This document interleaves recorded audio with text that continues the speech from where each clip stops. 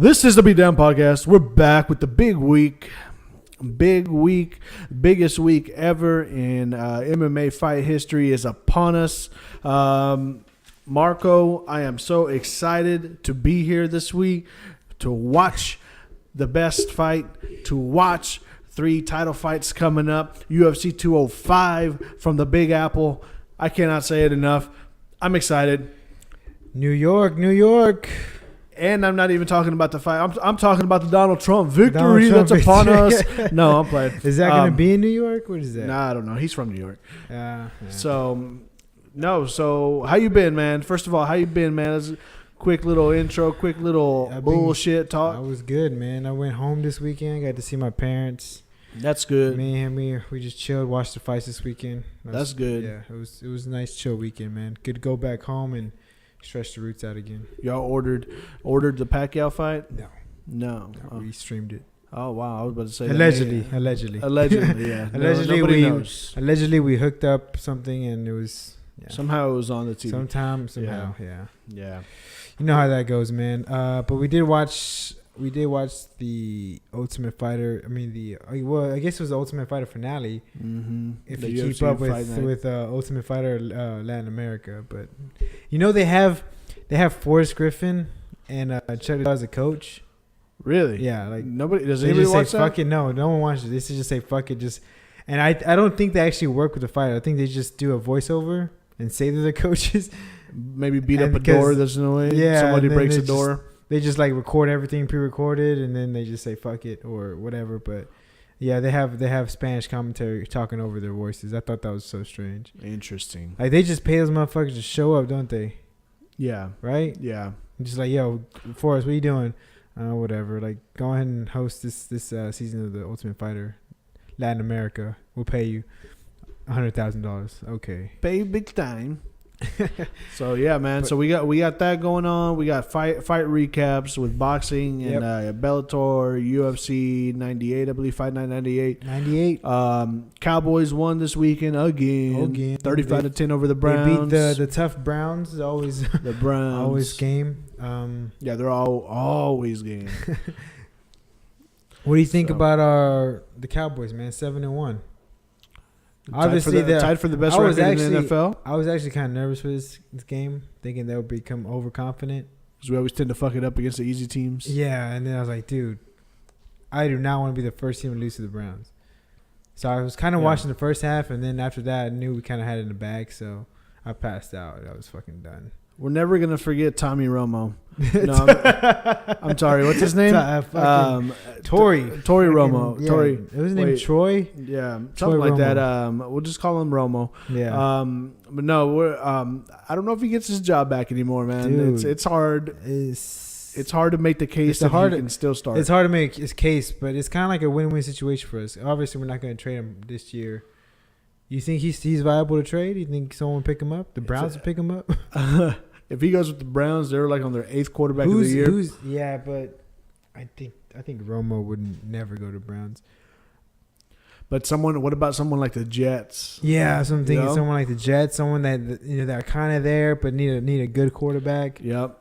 I mean, I've heard possibilities of a certain teams like the Jets maybe giving away a first round pick and another first round pick like the next year to try to get Tony Romo off our hands. I don't know, man. It's just one of those things. Does Tony want to stay his entire career and finish off in Dallas? A Cowboy. He looks good on the he looks good on the sidelines. Yeah, just man. take that clipboard, just get the headset, pick up the clipboard, man. You got a smoking hot wife. Yep. You're making $50 million. Just cut the check and then sit the rest. Let the young bucks take care of this, man. Yeah, get that bowl win, man. You remember the movie? Remember the Titans? Yeah. Remember Petey? Petey used to be a light-skinned black dude where he's like, sunshine. Yeah. He's a singer, yeah. Well, he reminds me of Dak Prescott. That's what Dak looks like with nappy hair and all that. It's a good-looking kid. Yeah, but he's a stud, dude. Yeah. But anyway, so we got the debate tomorrow, or not the debate, I'm sorry. The election is tomorrow. By the time you bitches hear this, it's going to be election is today. Yes. You vote? You I've already voted. I think we both voted last week. Yeah. In the bag. Done. In the bag. It's gonna be huge. It's gonna be huge. I'm here to tell you. It's gonna be an upset. It's just gonna be crazy, man. Yeah. You think some riots might start if Trump wins? Yeah. No, because the people voting for Hillary don't have enough balls to start a riot. Probably. Yeah. They'd probably like, violent. They'll probably faint or something. No, this is what they'll probably do. They'll probably do a sit-in arm protest around an ancient tree. That's what they'll probably do. But shout out to all the Hillary supporters. Thank you for watching the podcast. Shout out to all the tree huggers out there. This one's for you. Yeah, man, dude. Should be a crazy night tomorrow. Yeah, it'll be interesting.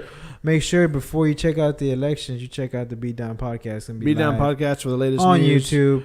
You want crooked Hillary or do you want to grab somebody by the pussy? I'm just saying, which one sounds better? Anyway, let's jump into it, dude. We had some big ass fights this weekend. We'll start off with the boxing. We had Top Rank off for their own promotion. Our own promotion. HBO said, nah, not tonight, buddy. Not tonight. Even though you've been a cash cow for the past 5 years, Pacquiao, we're gonna pass. That's pretty fucked up, anyway. That's fucked up. No loyalty in this game now. No loyalty. So Pacquiao versus Jessie Vargas. Well, let's start off with the undercard. So Jesse Magdaleno defeats the veteran Nonito Donaire for the WBO lightweight championship. And this was an interesting fight, man. I had Donaire winning. I don't know if you saw the fight. You called it last weekend on the podcast last week. Yeah. You said Magdaleno would probably win. So you can't be choosing both sides, sir. Well, excuse me. I mean, I was hoping for Magdaleno to win, but I thought Donaire was a little bit more controlling in the fight. Right. He kind of uses, Donaire's a veteran, man. Right. I think he frustrated Magdaleno that generalship. A little bit. Yeah. Generalship. Magdaleno had a Donaire hurt though. Yeah. He hurt him a couple of times, maybe 3 or 4 times during the fight, but I thought overall that Donaire kept the pace up. He was aggressive. Didn't run too much and was letting his hands go. Kind of caught Magdaleno always at the end of the combination. So kind of always finishing off with his punch. But I can see how Magdaleno won. He was the aggressor. He was the stronger of the two, a young buck. And again, he did have Donaire hurt multiple times during that fight. So I can see how they gave it to Jesse. But when I scored the fight, I thought it was gonna be a split decision for Donaire. But they gave it to Magdaleno, and congrats, man. He proved a lot of people wrong. So yeah, and I was right technically. So you were right on the record. You were right on the record. I'm always right. You could discredit yourself all you want, sir. Yeah. You were right. I am my worst critic, I think. Yeah. Then moving on to the main event, Jessie Vargas versus the always game Manny Pacquiao. Well, except that boy is 37 years old, man. He wasn't game whenever he fought. What was it? Marquez, the fourth fight? Why you always gotta bring up bullshit? Why you always gotta bring up bullshit, man? That's old shit, bro. He wasn't game. That's many Philippine New Year's has passed. There's many Filipino presidential deaths ago. Yeah, deaths. You know how many people have died in the Philippines since then? Shit. Too many. Anyway, so Pacquiao defeats Vargas by unanimous decision. Regaining the WBO belt. Right. WBO belt. Right. Everybody has a belt in boxing. Yeah. Anyway. But it was an impressive victory. Pacquiao looked good. We already knew that Vargas was going to go in there and stand toe-to-toe with him. Yeah. He wasn't going to run. Pacquiao knocked Vargas down in the first round. I think it was second. Or second round. I think it was beginning of the second. It was one of those where it looked more like Vargas was flat-footed. Pacquiao was too quick, caught him off balance, knocked him down. I mean, got right back up. Yeah. But hey, it's still a point deduction. That's still the point deduction. I thought I gave Jesse the benefit of the doubt. He looked better than what I thought he was going to look. He actually was able to hit Pacquiao. He caught Pacquiao with a couple of right hands. He caught him with some flush shots. Again, I think what he failed as he underestimated the speed, and he wasn't engaging. He wasn't being first. He was waiting for Pacquiao, and obviously, if you're gonna wait for a guy that's way faster, you're gonna get tagged all day. But Pacquiao looked good, especially in the beginning of from round 1 to round 6. His fucking footwork was insane. He was jumping in, jumping out. It was almost like making angles. It was crazy. Yeah, it was almost like Vargas wanted to be the counter puncher, knowing that might have been the way to beat Pacquiao. by counterpunching, but his style doesn't fit it. No. Because he tried to wait, but he was at the same time he coming forward. He tried to do the Marquez style. Obviously, Marquez picked up that style. He knows how to beat Pacquiao to counterpunch, to catch him at the end of his shots. Right, but how many rounds did it take Marquez to figure this out? Shit, like, you know what I mean? You're talking about a 40-round fight, 42 rounds? 42, yeah. So insane. So, but and then again, Jesse doesn't have that technical work, man. His speed is not there. He's overall good, but he doesn't have that one good attribute. Like, he doesn't have that much power. Doesn't have speed. His footwork isn't there. He's just pretty much. He's like a 10 times better. What are you saying, Brandon Rios? Brandon Rios. There you go. Yeah. Well, with a little bit more head movement. And not as many cuss words. And not as many cuss words, and not as fucking retarded. I wonder. I wish I got $1 every time someone at the Garcia gym. They'd be like, just fucking what's his name? What's his name? Brendan. Hey, Brendan. This is my impression of Robert Garcia. Hey, no, who Brendan? Yeah, Brendan fucked him up. Yeah, what's his name? You know the guy. You know he's Russian dude. Oh yeah, fucking Russian dude. Yeah, hey Brendan, what the fuck his name, man? The fucking name of fucking Ellie. Oh, don't even start me. Ellie setback. Ellie setback, dude. You're a fucking tool. But anyway, so Pacquiao moves on. In my opinion, this is going to set up a big rematch with Floyd Mayweather Jr. Shut the fuck up, dude. I'm gonna call it now. I think I knew you better than that, man. I'm gonna call it now. He was there. He was at the fight. Floyd's only coming back for one fight, and I think he does come back for one fight. I don't think he can stay out of it, and there's too much money on the table. I think if he comes back for any fight, it's gonna be Canelo. I could see that too. I think the people would be more compelled to see a Canelo Mayweather only rematch at 154 than only at 154 pounds. We don't want to see no 152 bullshit. They fought 152 catchweight. Yeah, I know. Only at 154 would I like. I think I like to see this fight, and anybody else, because we already know Canelo's killing himself to make 154. Those extra 2 pounds meant a lot to him in the first fight. Now I think he would have still lost the first fight. However, don't you start making excuses? No. I just said I think he would have still lost the first fight. I think he would have still been outboxed the first fight. But if you look at that, if you look at the performances whenever he was 150, what are you, Oscar De La Hoya over there? Yeah. Okay. 154 pounds to 152 pounds. Those extra 2 pounds, you could tell, drained him. You saw him at the weigh-ins look even more drained. Yeah. He looked sluggish. Almost like he wanted to preserve his power. You know what I mean? So I don't think it matters, man. I think he wipes the floor with both these guys again. I think you're probably right. Yeah. So they're looking at. I mean, there's so many fights. So Pacquiao, I would like to see him fight Terrence Crawford. You know, they're both top ranked cash cows. But later on in the current events, they have. I think they're fine. Him and Bob Arum and Al Heyman are setting up a fight. They're working together. They're setting up a fight with Terrence Crawford and probably John Molina Jr. Yeah. Which is still an interesting fight. I mean, the styles make fights, so Crawford should be. I'm just not a John Molina fan. He's pretty good. I don't know which John Molina's gonna come. Really, you don't think John Molina versus Matisse was a great fight? I don't think John Molina versus Adrian Broner getting outboxed the whole fucking time and didn't throw but like 10 punches the whole fight. That's AB though, baby. Come on now. That's all about billions. Come on now. Wow. That's the can man. Anybody can get it. About bullshit. Dude, I don't think that's a bad fight. He's I just like the fact. He's AB. He was literally about to off himself. Don't joke about that. Fuck that. Asshole. I just like the fact. You can't be putting that shit on Instagram, on media, on social media, and then be like, he's not that smart, man. He's not that smart. He's not a smart guy. Yeah. I just like the fact that Al Heyman and Bob Arum are working together. It's interesting. Working together. Yeah. It's interesting. They the lawsuit, let's put that bullshit behind us and let's get to work. Let's make some fights happen. Yeah. So yeah, that would cover that. So, hopefully Pacquiao gets another fight sometime early next year. Terrence Crawford, let's make that fight happen. Let's go. Fuck it.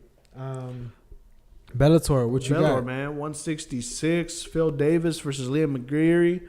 Pretty much pretty much Phil Davis out wrestling the fuck out of whoever he wanted to, and basically take him down and be like, I'm going to grab you by the pussy if I want. You can't do anything about it. That was pretty much it. 5 rounds, total domination. Yeah. 50-45, easy. Win every round? Yeah, pretty much every single round. Yeah. Phil Davis won. Not even... I don't even know if there's anybody at the 205 division in Bellator that could. Because how dominant was McGree before that? Pretty damn dominant. Really? It took him a little bit to get Tito out of there, I thought, which was kind of weird. I was kind of surprised. Yeah.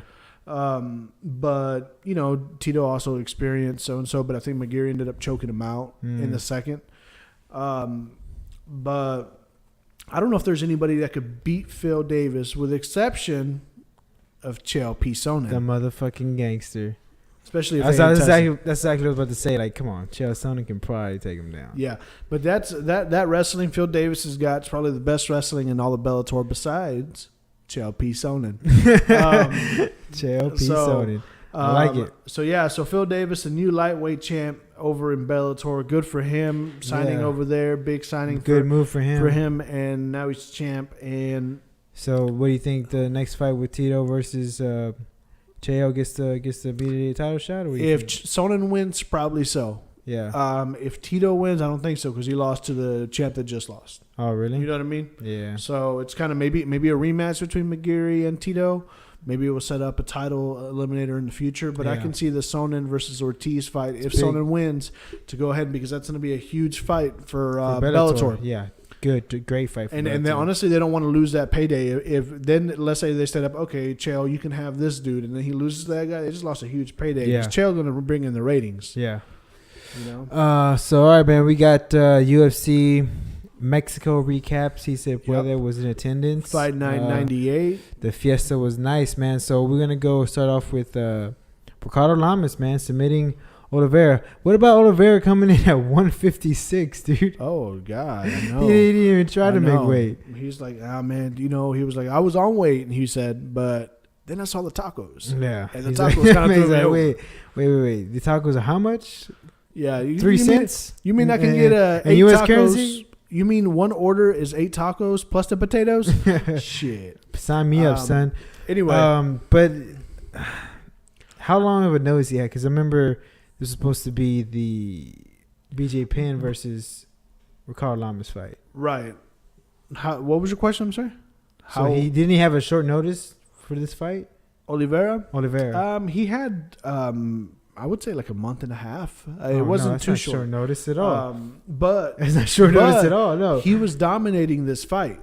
He was winning this fight. He went for several submission attempts. Yeah, because he had Lamas' back at one point. Yeah, a lot of control. The only reason he lost this fight this way is because he shot in, and the second round he shot in, left his neck out there, and Lama was able to get a guillotine on it. Yeah. But he was dominated. He was taking him down at will, took his back, was beating him up, grounding, pounding him. Yeah, it wasn't looking good for Ricardo Lama. I thought it was going to be a long 15 minutes for him. Oh, but somehow shit. And then in the second round came out, Oliveira took him down again, was beating him up. Lamas got back up. The second takedown left his neck out there and got choked out. Hey, man, it's the name of the game, bro. Name of the game. So good for the Lamas. That's a good win for him, man. That is a good win for him. That's a good win for him, dude.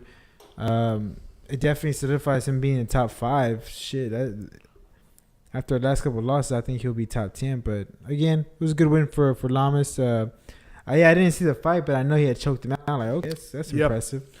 So yeah, but he was losing. He was losing that fight, even up to the point in that round where he got the submission win.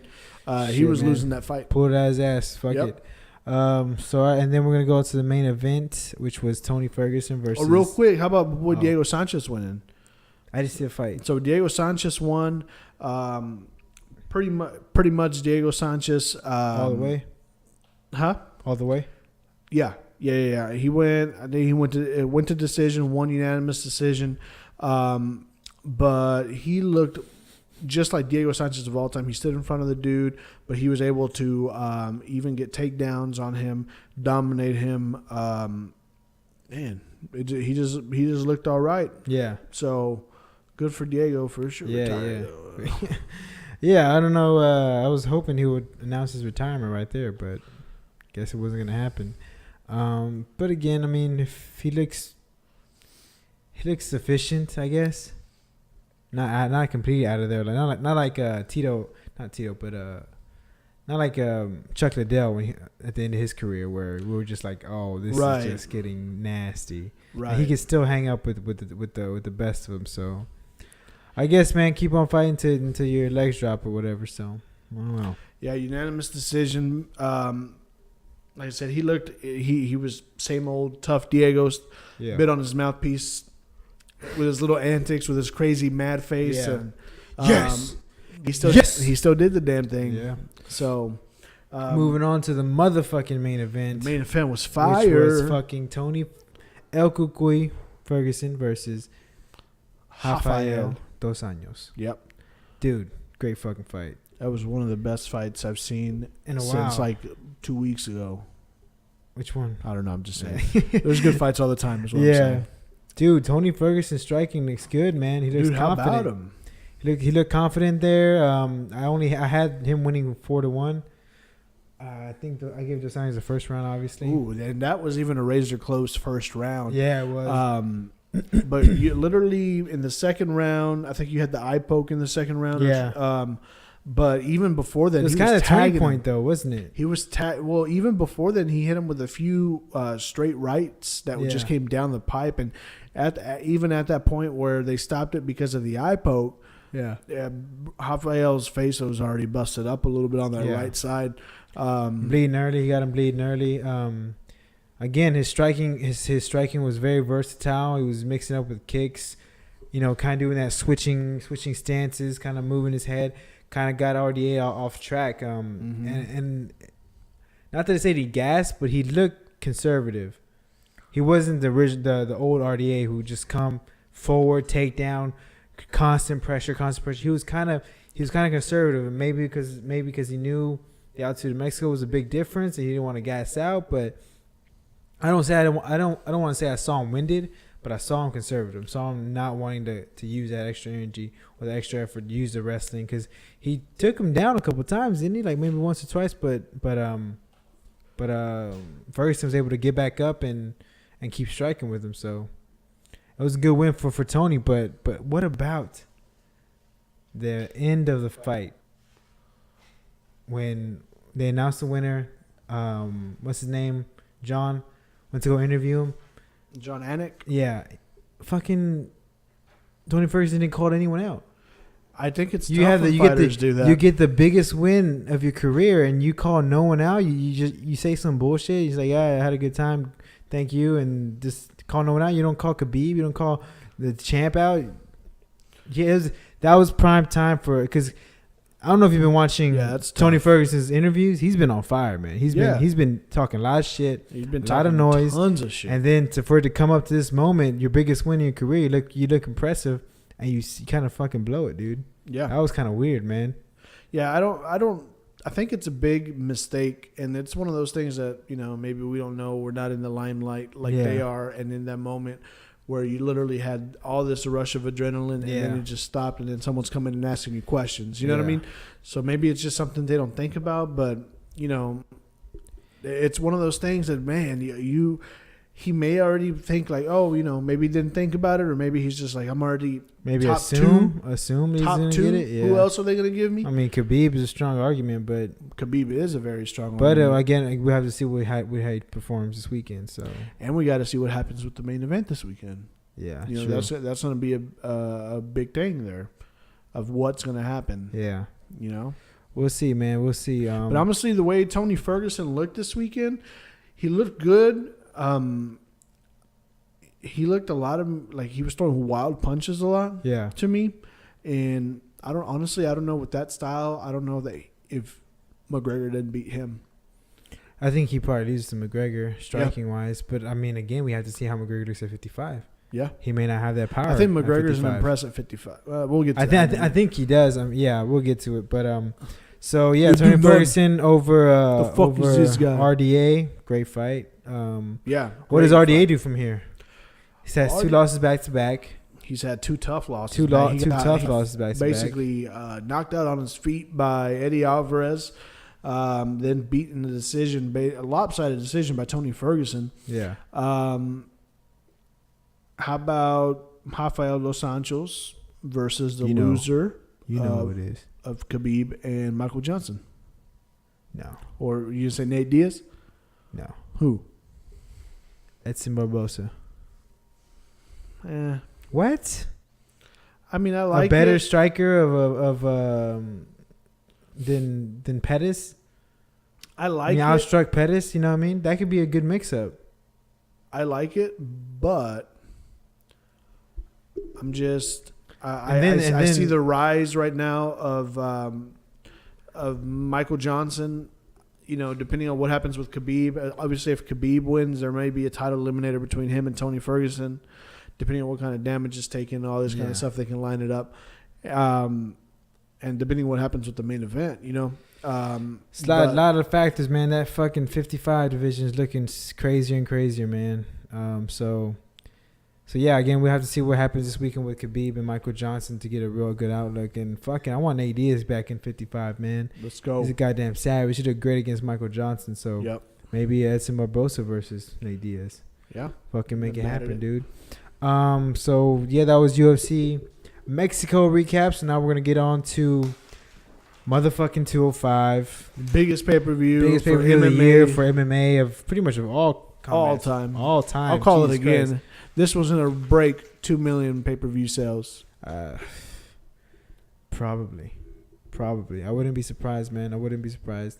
So we're gonna start off with the prelims. We're gonna start with the main event for the actual fight pass, which is Thiago Alves versus Jim Miller. This is Thiago's 155 debut. Yep, looking like a fucking beast. Looking like a goddamn monster. Even with his weight cut. Right. Jim Miller, always a veteran, just got for win off of Joe Lozant. So, how you got this fight going down, man? I'm gonna go ahead and say I don't know what kind of Thiago Alves we're gonna see at 155. Yeah. That being said, we know he's dangerous. He had power at 170. I don't know how that is with his new weight cut and USADA. But basically the weight cut, and of course USADA because USADA's all anyway. I'm taking Jim Miller. Jim Miller, really? Yes. And I'm going to take Jim Miller because I think Thiago Alves is going to gas. And I'm going to take Jim Miller by submission. Third round TKO. I could see him going for a takedown, probably getting it, and just basically punching until they stop the fight. Yeah, hopefully Thiago's worked on his takedowns because Jim Miller's a monster on the ground. He's a black belt jiu-jitsu. But I can't pass on my boy Thiago Alves. He's been one of the original pit bulls. Yeah, the original pit bull. I think. No, who's the original pit bull? Arlovsky. Oh yeah.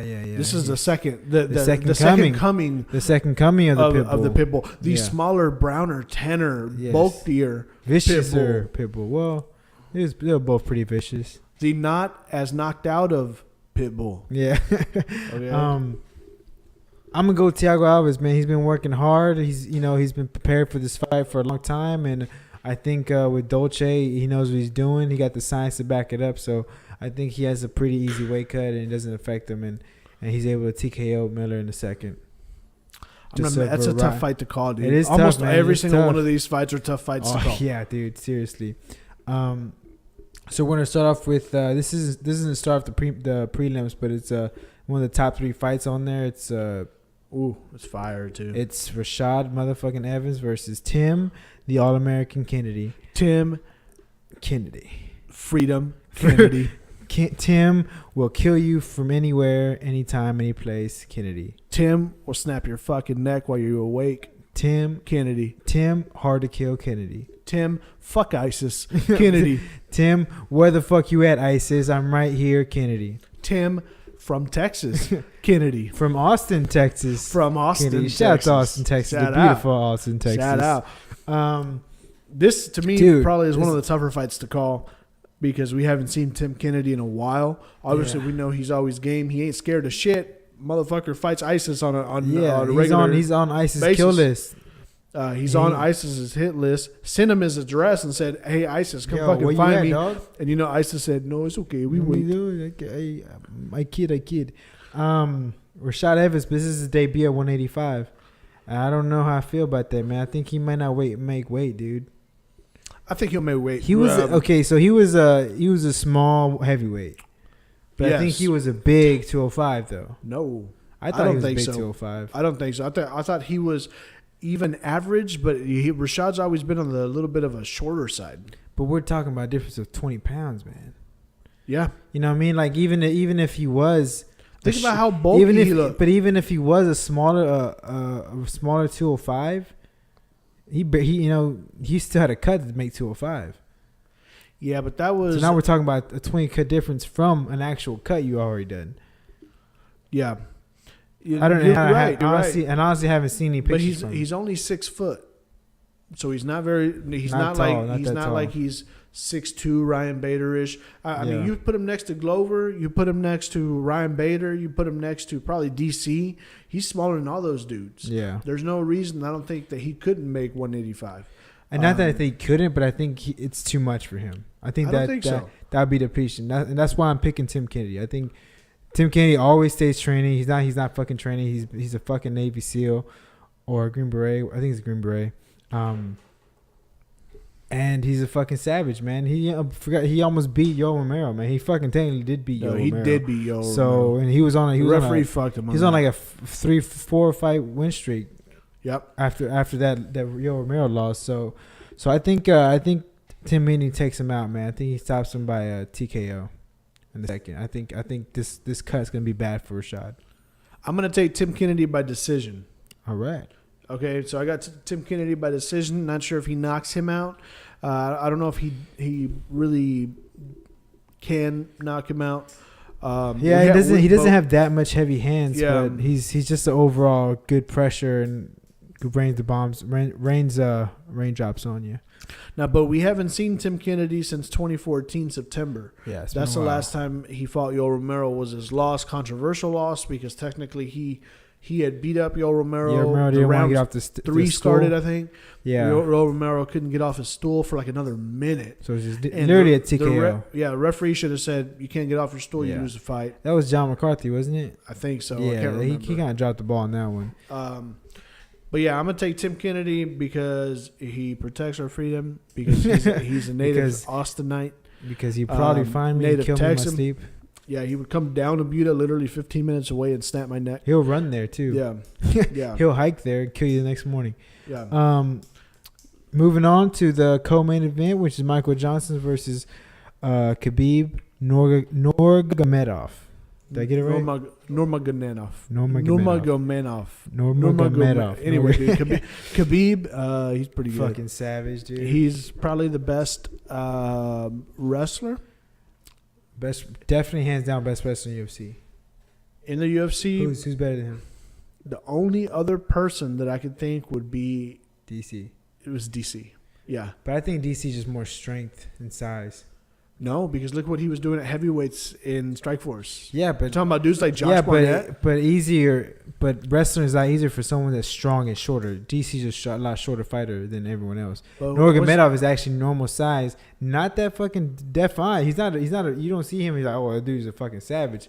He's like a short Russian kid. Not short, but he's a regular Russian guy that can fucking take you down from any position. But look at what DC threw around Hendo. Yeah, he ragdolled like a used condom. He ragdolled him. How good douche. He picked him up like a baby. He picked him up like a child. Literally a cradle, and then dropped him on his forehead. My kids say, "Hey, can you pick me up so I can see that?" Yeah. And I pick him up at the toy store, and I'm like, "Here you go. Look at that." That's what it looked like, except he was bouncing on his head. Yeah. So this is a tough fight to call. Yeah. Like we said, almost every one of these fights, all these fights like competitive as fuck. Dude. Can't believe it'd be at Wars Fest, man. I may say fuck you, dude. I gotta watch these fights, man. So Khabib ranked number 1 in the 155-pound division. Michael Johnson with his latest victory I think knockout over Dustin Poirier. Yeah. Moves up to number 6. So number 1 versus number 6. Undefeated Khabib.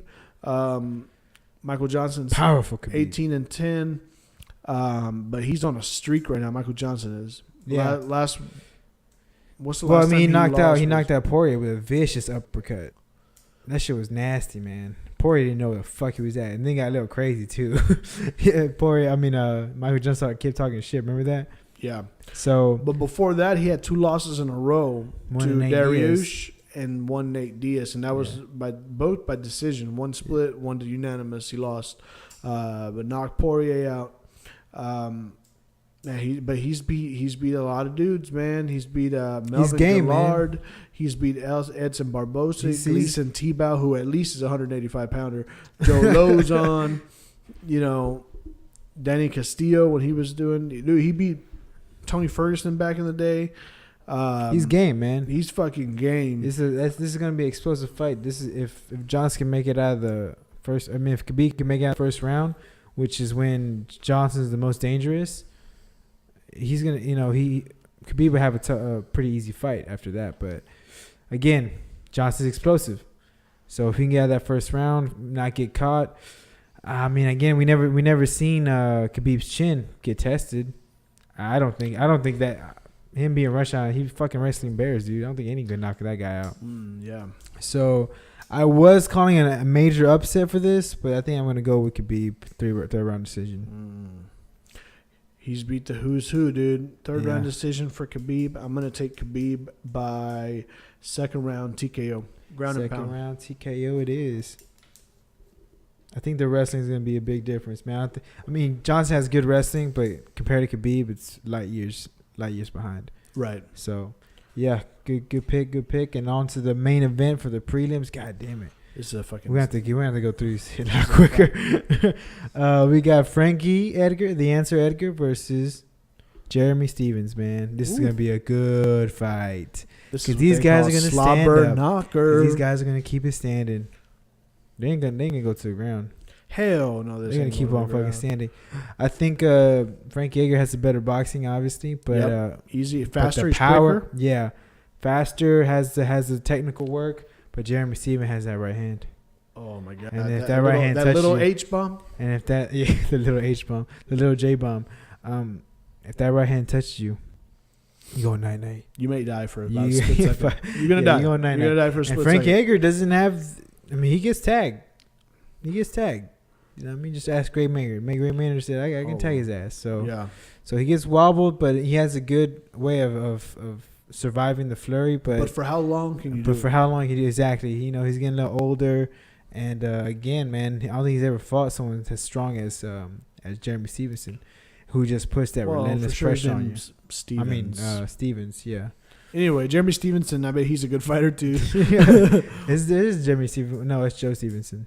Joe Daddy Stevenson. Yeah, Joe Daddy Stevenson was fun back in the day. He was cool. Yeah, it was cool. Who you got, man? This is actually a real tough fight for me to call. This is a tough fight for me to call because I could see this going one of two ways. If Frankie's quick enough to box, and move out the way, move out the way, I could see him winning a decision. I don't think he can finish Jeremy Stephens. We've seen Frankie Edgar knock out Gray Maynard in the third fight. We've seen Frankie Edgar knock out, what's his name? Ricardo Lamas? Yeah. No. Was that Ricardo Lamas? No, that was. I think he did knock out Ricardo Lamas. No, Chad Mendes. Isn't it Chad Mendes? He knocked him out. He knocked out Chad Mendes. Yeah. I don't think. We talking about Jeremy Stephens was knocking out 55ers and viciously knocking out 55ers. Now at 145 pounds, he's killing these motherfuckers. Okay, I'm gonna take the upset. I'm taking Jeremy Stephens. Oh, shit. And I'm taking Jeremy Stephens by first round knockout. Who the fuck is this guy? Who the fuck is that guy? Who the fuck is this guy? That's the guy we're talking about, Jeremy Stephens. Fuck it, man. I'll go with Frankie Edgar. I think he outboxed him for the rest of the night. No, I think Frankie Edgar... I think the probability of Frankie Edgar winning is more. Yeah. I think his it's a safer pick. I think I'm pretty sure he's the favorite in the fight. But I can see him. Frankie Edgar been caught so many times when he was he had the clear boxing advantage. Yeah.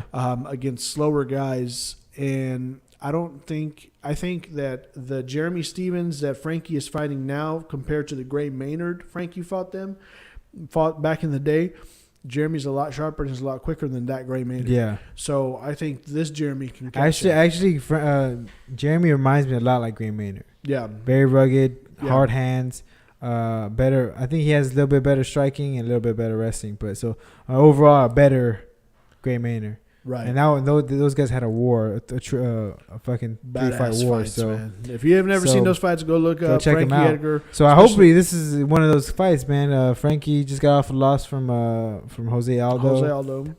Jeremy Stevens just fought Henson Barao, right? Hendon Barao. And beat him. So knocked him out actually, didn't he? Yeah, Hendon Barao.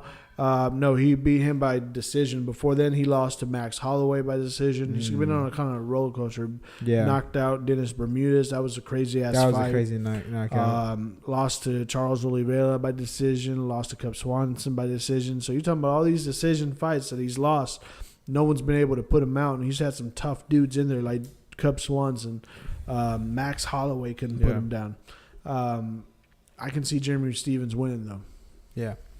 Cool, man. So that does it for the prelims, and then we're gonna go to the main card. Raquel Pennington versus Miesha Tate, former champ Miesha Tate. My girl. What you think, man? This is the fight I really don't care too much about, honestly. Just it's always nice to see a girl put my fight. baby in there. It's always nice to see a girl fight. It's always nice to see Miesha Tate because she's so well rounded, so she makes an interesting she's fight. So well rounded. You got 2 rounds. You got two well rounded. Very well rounded. Yeah. So, all right, that's enough of that. Oh, I would definitely like to grab her. You know? That's a lady I'd like to meet. Oh yeah, she's pretty nice. She's such a nice girl. Her mouth looks fun. She's such a nice girl. Anyway, hey, do you like cigars, by the way? So Raquel Pennington, talking about her, she's on a 3-fight win streak. Yeah, she's beat Jessica Andrade, Betch Koham barely, and Elizabeth Phillips. Miesha Tate, of course, she was a bantamweight champion for the women. She beat Holly Holm in a huge upset, and then came back and busted got up dominated by Amanda Nunes. Yep. I think Miesha Tate wins this fight. This fight's pretty close to that knockout, man. Well, the TKO victory. How you think Miesha Tate's nose holding up? I think she's fine. You think so? Yeah, I think she got pretty busted up with that right hand. She got pretty busted up. However, I still think she wins this fight. How crazy is that Miesha Tate's fighting before Amanda Nunes? It's nuts, right? With all the damage that she took. But there's more for Amanda. I think the whole thing with Amanda Nunes fighting later was probably contract negotiations between Ronda and the UFC. Maybe they already had it kind of set up that it was Amanda was going to fight Holly Holmes. I don't know if we announced that last week. We probably did. Well, she's fighting Ronda. Yeah, I don't know too much about Raquel Pennington. Did I say Holly Holmes? Yeah, you did. I noticed that. Like, what the fuck? The fuck is Ronda? Yeah, she is fighting Ronda. I'm sorry. I don't know much about Raquel Pennington, so I'm gonna take Miesha Tate. I think she needs to get a win back in her column, and I think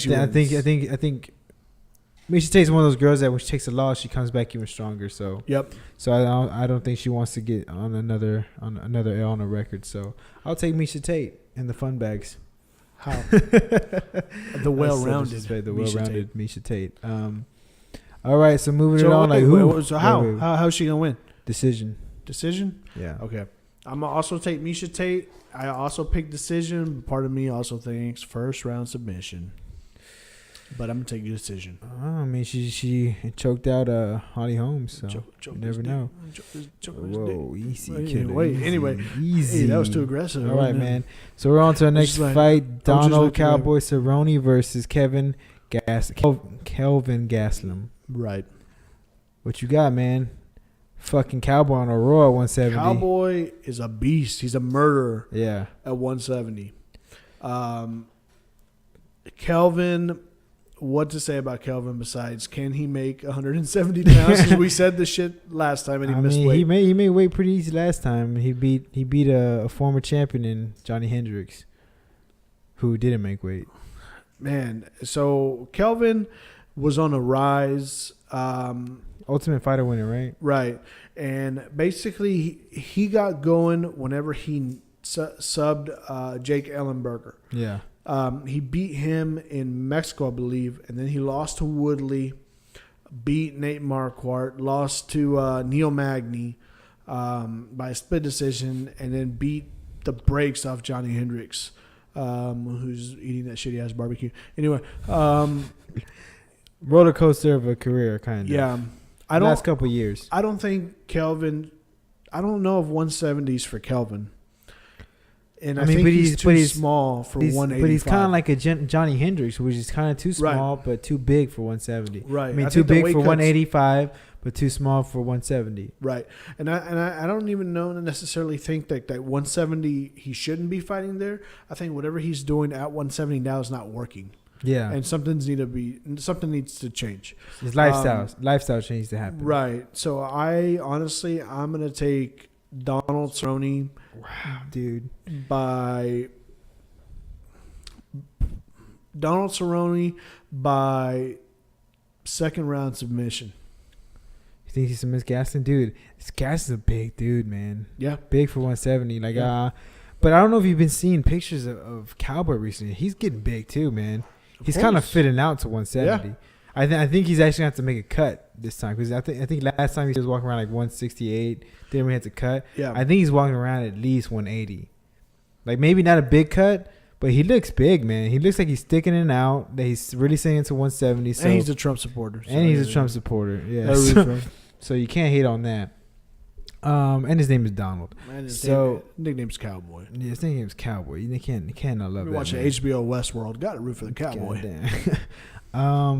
That's a tough fight, man. I want to say Gastelum's wrestling might affect Donald Cerrone. Maybe his strength might do it, but again, I thought that was going to happen with him and Rick Story, which Rick Story's a fucking stud at 172. Mm-hmm. Fuck, I'm not going to go against Cowboy, so I got Cowboy probably decision. Yeah, third round decision. Here first, boys. Heard it here first. And again, Kelvin has a problem with his cardio, so that may play it different. You know, Cowboy puts it on you. That's the difference. Cowboy puts it on you every single time. So Cowboy doesn't. His gas tank literally goes from full to overfilled. Okay, to overflowing. All right, man. His gas tank goes from full to. Oops, I spilled a little gas. Okay. So. All right, man. So, yeah, moving on, man. The first of 3 title fights this weekend for the UFC. How badass is that? You're missing a fight, man. Oh, I'm sorry. We're moving on. No, I'm not. I take that back. I was just fucking making sure you were on your toes. Don't know shit about fighting, bro. So this Don't know shit about fighting. This right here is one of the fights I'm looking forward to the most. We have Chris, the All-American Weidman. I'm going to ask this question real quick. Besides the McGregor versus Alvarez, which is this the fight you're looking forward to the most out of all of them? Which one is it? It's probably Woodley Thompson. Yes. Yeah. I was like, kind of Woodley Thompson. Yeah, I was thinking the same thing. Okay, and then probably after that, I'll jump to probably Edgar versus Stevens. Over Yo Romero? I think Yo Romero versus Weidman. It's close. Dude, these all great fights. So we got Chris Weidman versus Yo Romero. Yeah. Chris Weidman, a.k.a. the All-American. Yo Romero, Soldier of God from Cuba. SOG. What do you think? What you got? Dude, I don't know, man. I can't go against my boy Weidman, but Yo Romero has some nasty wrestling. Yo Romero coming off of a year suspension, right? So I think it was a year. His last time he fought, which was against Jacare, which he won, but again he got popped. Yeah. So for sure, just look at him. Chris Weidman last fought with Luke Rockhold, got TKO'd in the third, right? Was it the third or was it the second? Third or fourth? No, it was definitely the second. It was sometime in the third. Third or fourth. So yeah, that's when he lost. He was fighting Rockhold. Did a terrible spinning back kick. Yeah, back heel hook or heel kick, whatever it's called. Fourth round, and to me, up to that point, he was winning that fight. Yeah. There was moments of the fight where he was losing to Rockhold. And then obviously he tried that. He got taken down. He got beat up. And then that was pretty much a chess match, that entire fight. Yeah. Both being very cautious, but what's his name? Weidman being the aggressor. I think I'm going to go with Weidman because I think Yoel Romero's wrestling is a little bit better. Well, I don't know. I'm going Weidman because it's cardio. I think it's cardio to make the difference here. I think they both have good wrestling. I think Yoel Romero is stronger, but I think Weidman's boxing is a little better. So I think it's going to come down to cardio. Who's going to last longer? Who's going to be able to put that pressure on the last, 2 or 3 minutes of a fight? I think Weidman has that. I mean, dude's a goddamn savage, which Yoel Romero has a little trouble with that cardio area, especially how that fucking muscle he's running around with. He looks like a superhero. Yeah, he looks like a fucking cartoon. So I'm gonna go with Chris Weidman. Of course, I can never go against the Americans. So I'm gonna go Chris Weidman. Fuck it. Third round TKO. Third round TKO. Fuck it. I'm gonna take Chris Weidman. I think what we see in this fight, it's gonna be a lot of Greco-Roman wrestling type fight. I think we're going to see a lot of pinned up against the fence, leaning on Yoel Romero. Yeah, shots to the body, knees to the body, wearing them down. Maybe some leg kicks in there. Hopefully, no spinning back heel kicks. Spinning back heel kick. And I think that we're going to see Chris Weidman wear down Yoel, just get him really, really tired. Yeah. Probably after the first round. But Yoel's dangerous in the first round. Yeah, probably after that. I think I think if Yoel is big and he's quick for his size. Yeah. And he's got power. He's explosive. Yeah. So if he can tag you, you may go down no matter where you're standing. So if you're trying to keep the distance, so I think the key for Chris Weidman is to close that distance and lean him. Yeah. Make him take that big hand away from him. Yeah. And make him carry your weight around. All the way around, kind of the way Cain Velasquez did to Junior Dos Santos. Exactly. Wear him down like that, beat him up. Get out of the striking distance, close the distance quick, and then take him to the ground or against the cage. Rough him up, dirty boxing, knees, elbows, everything. I think we see second round TKO Chris Weidman. I like it. All right, man. Moving on to the first of the three title. First of the three title offenses. That's right. You got 3 title offenses, people. You're like, oh, if you're not watching 205, you're probably named Marco and you're going to Worst Fest. All right. If you're thinking first of 3, are they recapping 3 UFC events? No, bitch, just one. This is one. This is NYC. This is the mecca of They're fighting. slapping New York in the face right now. Yeah. For 1, for voting for Hillary Clinton, and 2, for Mayor MMA. Giuliani. Go fuck yourself. 3. What else? What about the mayor that Bloomberg, was it Bloomberg that tried to outlaw large sodas? Yeah, Man, fucking fuck that troll. bitch. Fuck that guy, dude. I can drink my goddamn 40-ounce soda if I want to. I know. Ass face. Terrible for you. Don't drink soda, kids. No, fuck that. I drink that soda. Anyway, Joanna Jędrzejczyk versus Joanna Champion versus Carolina Kowalkiewicz. Anyway, Carolina. A dime piece Carolina versus Joanna Jędrzejczyk. Joanna Joan kick you in the face versus 5 Cent. Joanna. Both undefeated, man. Joanna 12-0. Both undefeated. Both from Poland. This is a battle of the Polish.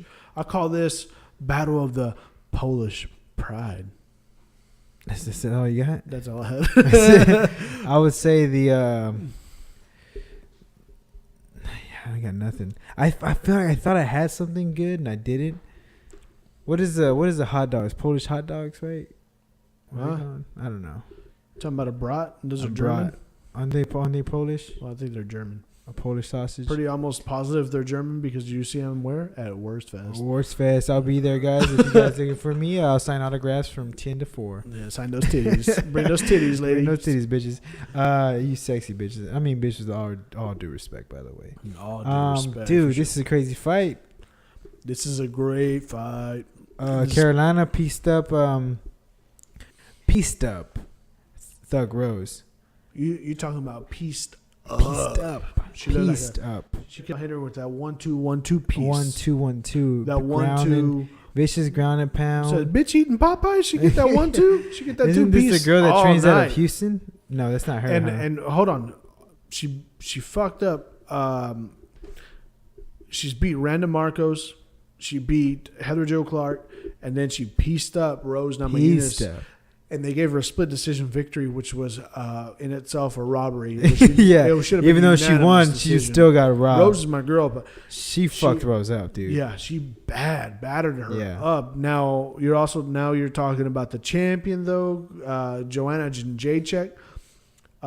She basically busted on the scene whenever she beat Carla Esparza. Yeah. In the second round, TKO just beat the fuck out. She didn't have a chance in that fight, dude. Beat her. It was up. just a different dog. Then they said, "Oh, here's Jessica Panay. Oh, beat her up. Beat your fucking ass too. Here's Valerie Letourneau. Beat her up with a broken hand. Even though it went the distance. Well, no, she had a broken hand. That's why she didn't fuck her up even worse. And then they said, "Here's your rematch with Claudia." Remember that one fight you had trouble with? Well, here's it again. Here's that fight again. And then pieced her up for 5 rounds. And then got hurt the first round. Yep. And they said, "Fuck that, I'm not losing." And then pieced her up for the remaining 4 rounds. Yep. So you got a killer. You got a killer right here.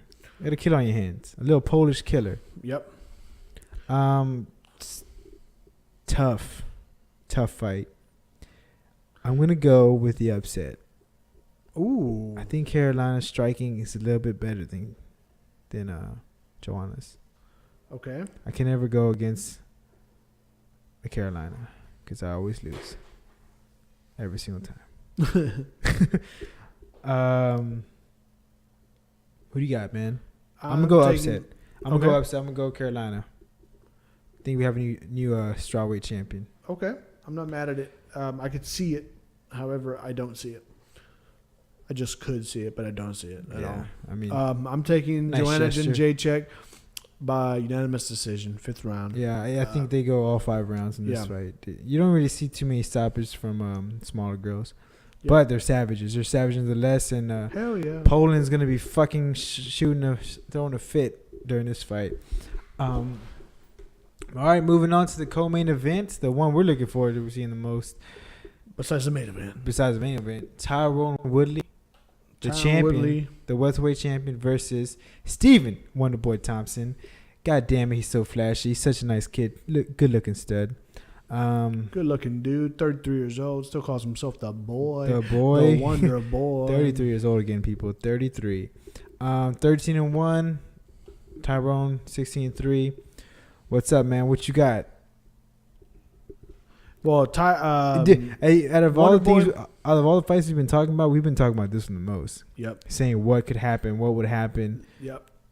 We've been wanting to see this one for a while. Yeah. So Wonder Boy's on a 7-fight win streak. Yep. You couldn't deny this dude. This dude called the champ after the champ won his belt out to the champ on live TV. Yeah. And then Tyron Woodley was like, well, I want the money fight. Not right now. Made him look like a bitch in front of people. Okay, you're talking about... Like a wonder bitch? Ooh, wonders, bitch. Anyway, so you're talking about Wonder Boy who knocked out Jake Ellenberger. And they said, oh, shit, round 1.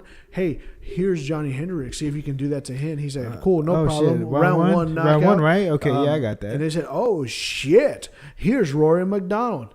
Okay, that's cool. 5-round decision. Pieced him up for 5 rounds. Oh, shit.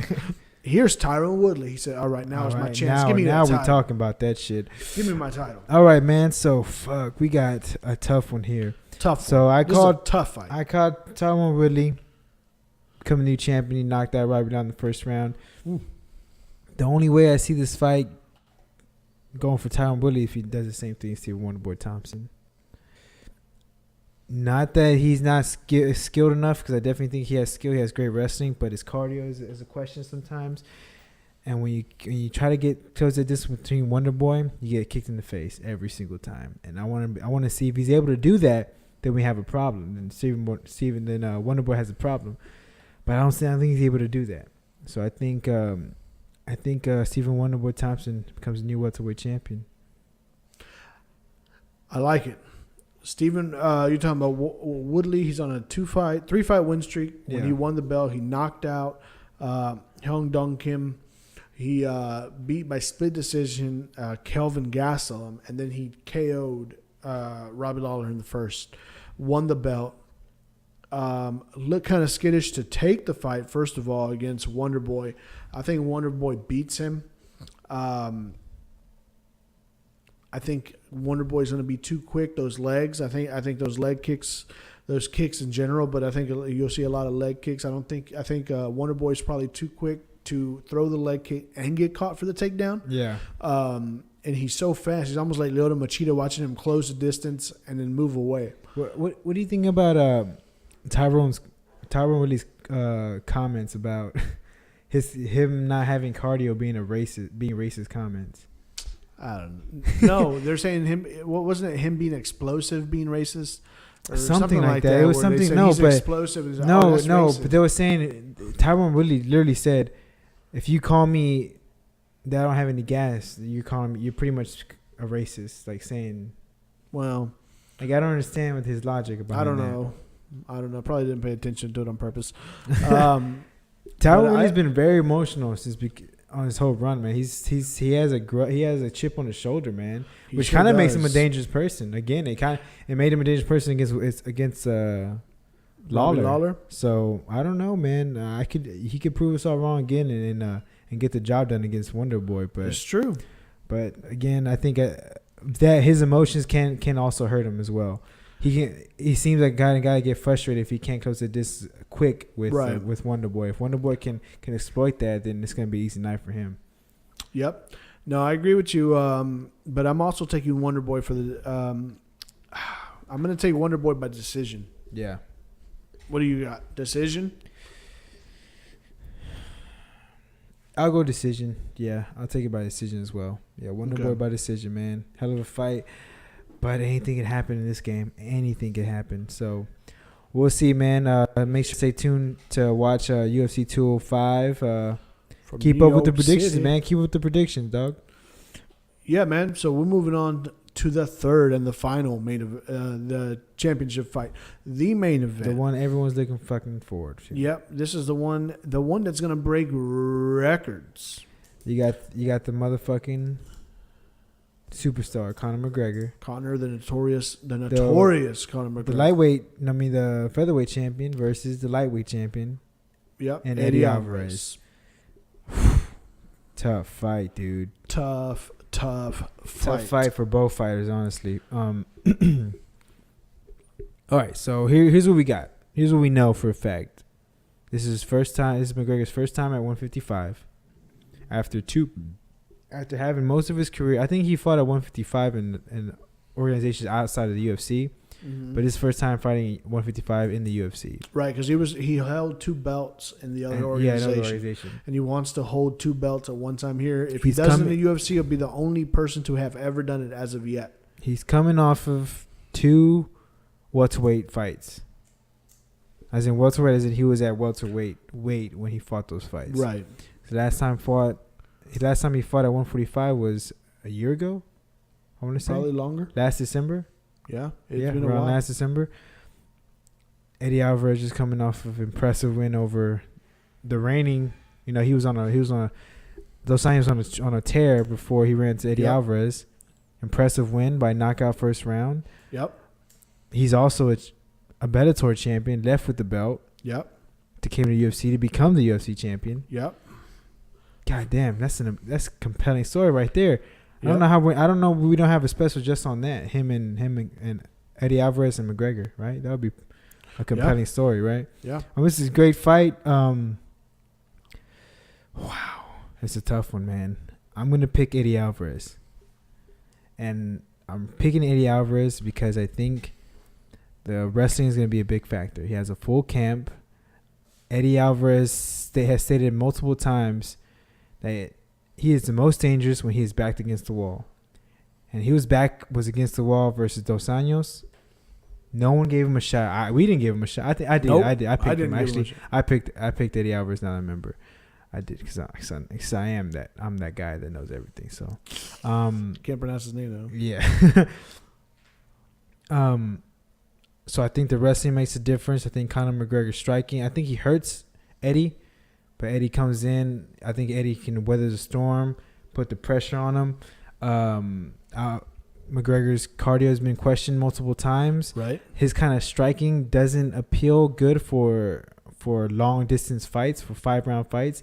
They're very flashy. They're very cool to look at. But if he doesn't catch you in the first couple of rounds, it's kind of going for broke. Right. So I think Eddie Alvarez pulls it out. I think he gets hurt. I think he has some trouble with the striking, but after a while he breaks Conor McGregor ground and pound. And I mean, for people forget, Eddie Alvarez has power in his hands. I mean, just ask Michael Chandler, ask Dos Anjos, man. So I got Eddie. I got the Eddie retaining his title, man. What you got? I love this fight.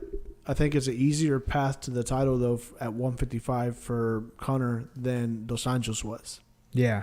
Because Dos Anjos will not hesitate to take you down. Not saying Eddie can't take you down, and not saying he won't take Conor down. Yeah. But Dos Anjos will make that a game plan. To me, the game plan for Eddie is to stand and bang all the time. He bites down on that mouthpiece and he swings with you and he stands in front of you. He may use some wrestling techniques and stuff like that to gain position or move you in a certain way or any way and impose his will. But he's not a guy to strictly take you down and ground and pound you. So I think it's going to be a stand-up fight. I mean, but ask Anthony Pettis that. Right. That's another striker. But Eddie Alvarez went straight ground and pound. Right. That's all he was going for. Look what Cerrone did with Eddie Alvarez. That's dominated him. Which is essentially a striking match, yeah. Right. It was a striking match. Gilbert Melendez, that was a really close fight, but that was an all-striking match. Then he beat Pettis. To me, those are two back-to-back That's two wins. most impressive wins he had. Were split decision wins. And then he knocked out Dos Anjos. Not once did he attempt to Tate. And whenever he went for the Tate down, or he went for a flying knee or something like that, almost got taken down. Yeah. He got taken down, almost lost the fight because of that. But Dos Anjos was hurt as fuck. Yeah. So he couldn't do shit. Yeah. You know what I mean? So Eddie was able to get back there. I think he just got antsy in the fight, and he almost made a big mistake. You're talking about Conor McGregor, who has pinpoint accuracy. He stands kind of from a distance, and he picks the shots, and they're pretty much on the button every single time. I think Alvarez has been in a lot of wars. I think Alvarez has a lot of wear and tear on him, and I think Conor McGregor knocks him out in one. Knocks him out in one? Wow. Knocks him out in one. Bold predictions, man. But what wouldn't you say that Conor McGregor's also been in a couple wars the past two fights? He's been in 2 wars that we've seen throughout his career. Those have been the most recent fights, but even then, look at the damage that he did take. In one of them, you're talking about a select few. You're not talking about 15 minutes worth of just pure punches like Eddie Alvarez has seen in 2 Michael Chandler fights. You know what I mean? And stuff like that. And then in Gilbert Melendez fight, that was a fucking crazy-ass fight. But what you also don't see in this fight is the head games. Right. Like they don't like each other, but you don't see the kind of head games that McGregor did with Aldo. Right. To make Eddie make a mistake like Aldo did. So I think doing a first round KO is a stretch, but I can see it. He has the power. I mean, and this may be his weight. Well, we saw the power. We saw the power at 145 and how dominating he was there. Right. We didn't see that 170, but maybe that 55, just maybe. That's that money. That's that money spot. Yeah. So I don't know. I've never seen McGregor at 55, and when he was at 55, he wasn't fighting competition like he is now. So you're right, man. It could. Who fucking knows? I don't fucking know, man. I think this is going to be the right weight for him. It's not going to be a drain to him to get. We're not going to see him gas out like he did at 170. I think that was too much weight for his body. I think what we see is Conor McGregor using his accuracy. I can see a few body shots, maybe slowing down Eddie. Yeah. He's always throwing those leg kicks. I don't know if he'll throw these in this. I don't think he should. He runs risk of breaking his leg again. Right. Or and not hurting only that, it again. but maybe he didn't break it the first time, but he hurt it. So he runs the risk of breaking it this time because, let's be real, he doesn't have very technical kicks. He has flashy kicks. He'll come with the spinning back kick.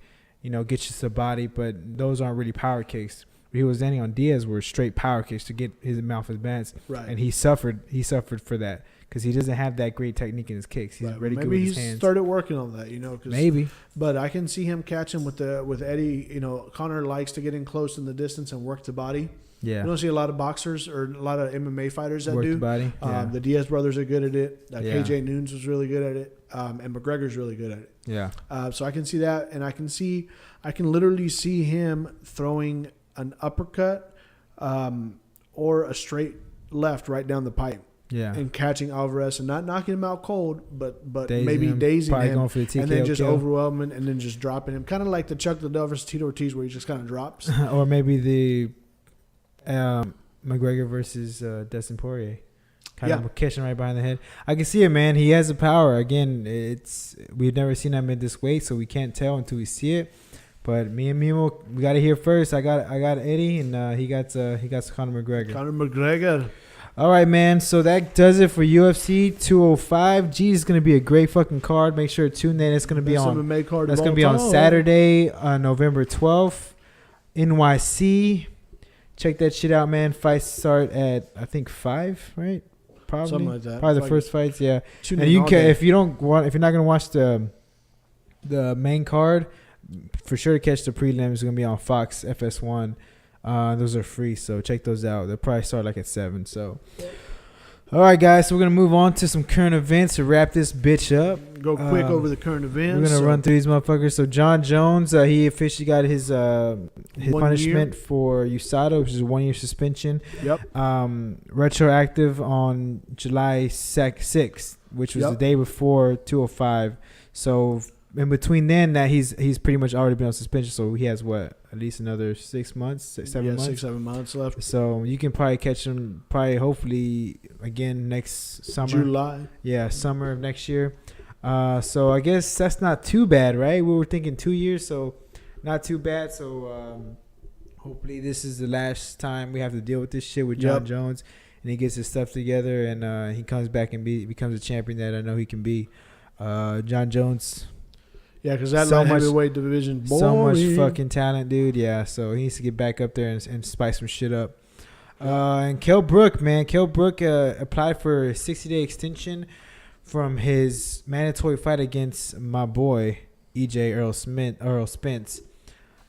So that doesn't mean he has to fight EJ in 60 days. That means he has 60 days to negotiate a fight with EJ.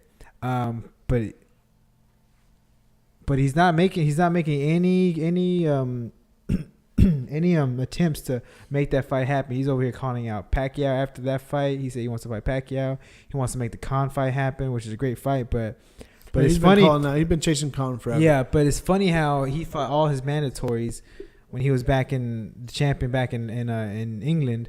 But once he has a fucking Savage knocking his door and EJ and Earl Spence, he's like, oh no, he's not a big enough name or whatever. It's a scary fight for him, and I understand why he doesn't take it, because you don't want to get off of a bad loss like he did with Gennady Golovkin, and then go fight a monster like EJ. So I can see what he's worried about, but Earl deserved that shot, man. He deserved that shot. He's been working hard for it. I think he's proven time and time again that he's ready for that title. So I agree. So someone needs to make some shit happen to make that fight happen, because even then I think that's a tough fight for Earl.